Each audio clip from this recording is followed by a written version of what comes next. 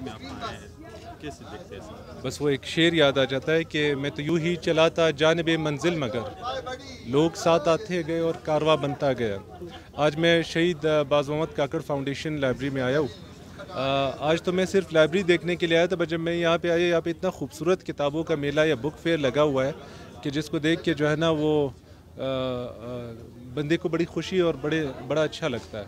مختلف قسم کی جو بکس ہے ہر قسم کی ہر کیٹیگری کی وہ یہاں پہ پڑی ہوئی ہے، اور میں دیکھ رہا ہوں اتنے زیادہ لوگ ہیں ماشاءاللہ، اتنا ہجوم ہے، اتنا رش ہے۔ مجھے لوگوں کے اندر یہ جذبہ دیکھ کے بہت زیادہ خوشی ہو رہی ہے۔ اگر اس طرح کی خوبصورت لائبریری ہوں گی، اتنا اچھا انوائرمنٹ ہوگا، ہمارے بچے جس طرح انہوں نے ہمیں بتایا کہ 200+ بچے یہاں پہ شام کو ریڈنگ کرتے ہیں، اس طرح کا انوائرمنٹ ہر گلی ہر محلے میں کوئٹہ کے اور بلوچستان کے ہر کونے میں ہو، میرے خیال میں ہمارے عوام میں ایک بڑی تبدیلی آئے گی۔ when I talk about تبدیلی I do not mean تبدیلی جو کہ ایجوکیشن میں آ جائے، میں تربیت کی بات کر رہا ہوں۔ جو تربیت ان لائبریریز میں ہوگی وہ کسی جگہ نہیں ہوگی۔ مجھے آج یہاں آ کے بہت خوشی ہوئی ہے۔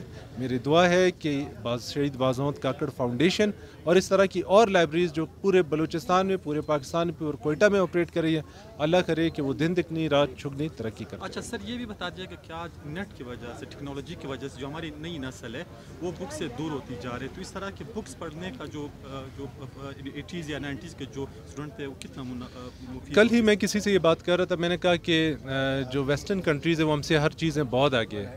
آج بھی اگر آپ ایئرپورٹس میں دائیں بائیں ان کو دیکھیں گے تو وہ نیٹ دیکھنے کے بجائے ان کے پاس اپنی بکس ہوں گے، جو بک ریڈنگ وہ کرتے رہیں گے۔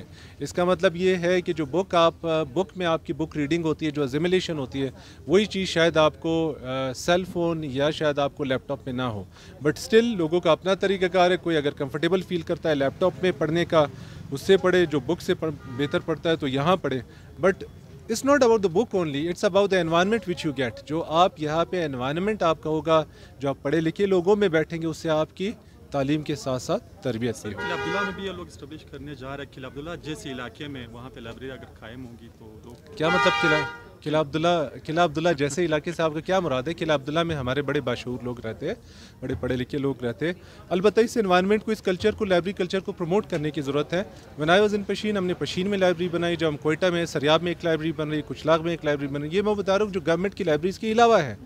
لوڑ کاریز کی لائبریری تھی سریاب میں، وہاں پہ ہم نے سپورٹ ان کو کیا، سرکی روڈ کی لائبریری کو سپورٹ کیا، اللہ نے چاہا شہید باز محمد کاکڑ لائبریری کو ہم اسپانسر کریں گے، سپورٹ کریں گے۔ اس کلچر کو ہم نے پروموٹ کرنا ہے، اس کو گوادر سے لے کر شیرانی تک ہر جگہ کرنا ہے۔ تھینک یو تھینک یو جناب، بہت